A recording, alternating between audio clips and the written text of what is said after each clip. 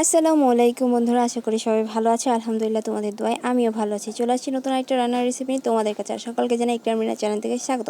তো বন্ধুরা, আজকে তোমাদের কি করে দেখো মজাদার কাচকি মাছের চচ্চড়ি। তো বন্ধুরা দেখো, আমি প্রথমত এখানে একটা হাঁড়ি নিয়েছি, যে হাঁড়ির মধ্যে আমি রান্না করব। যেহেতু আজকে আমি কাঁচা তেল দিয়ে মেখে রান্না করব, আর এই মাছটা সাধারণত কাঁচা তেল দিয়ে মেখে রান্না করলে খেতে এতটা মজা হয়, যারা খেয়েছেন তারা তো বুঝবেনই, আর যারা খানে তারা অবশ্যই একবার হলেও ট্রাই করবেন। তো বন্ধুরা, আমি ওই হাঁড়ির মধ্যে মাছগুলো সুন্দর করে ঢেলে দিয়েছি। এখানে নিয়েছি আমি পেঁয়াজ কুচি, টমেটো কুচি, ধনেপাতা কুচি, ফালি করে রাখা কাঁচামরিচ, আর আজকে আমি বাটা রসুন দিচ্ছি না, আমি কুচি করা রসুন দিচ্ছি। তো বন্ধুরা, এই মাছের উপরে আমি পেঁয়াজ, রসুন, কাঁচামরিচ, ধনেপাতা, টমেটো সব উপকরণ দিয়ে দেব, দিয়ে আমি খুব সুন্দর করে মেখে নিব।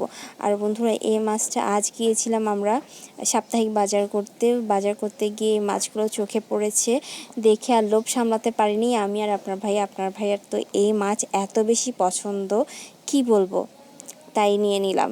নিয়ে আজই রান্না করতে হবে তার কথা, তাই আর দেরি না করে বাজার থেকে এসে মাছগুলো সুন্দর করে ধুয়ে নিয়ে নিচ্ছি রান্না করার জন্য। তো বন্ধুরা, এতে আমি দিয়ে দিয়েছি স্বাদ মতো লবণ, 1 চা চামচ মরিচের গুঁড়ো, 1/2 চা চামচ হলুদের গুঁড়ো, 1/2 চা চামচ জিরে গুঁড়ো।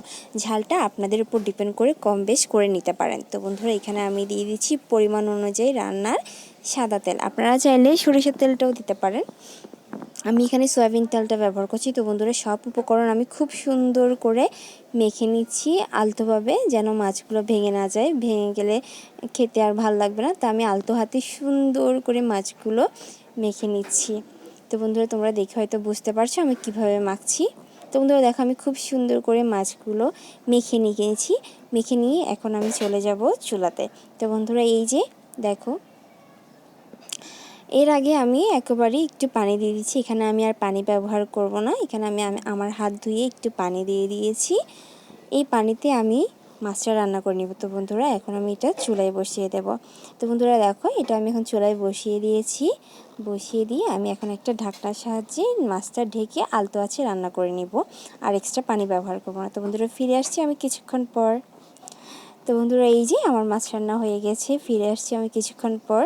দেখো বন্ধুরা, ঢাকনি দেওয়ার ফলে এখানে ঢাকনি ছুঁয়ে ভাপে এখানে কিছু পানি পড়ছে, তাই আমাকে এক্সট্রা পানি দিতে হয়নি।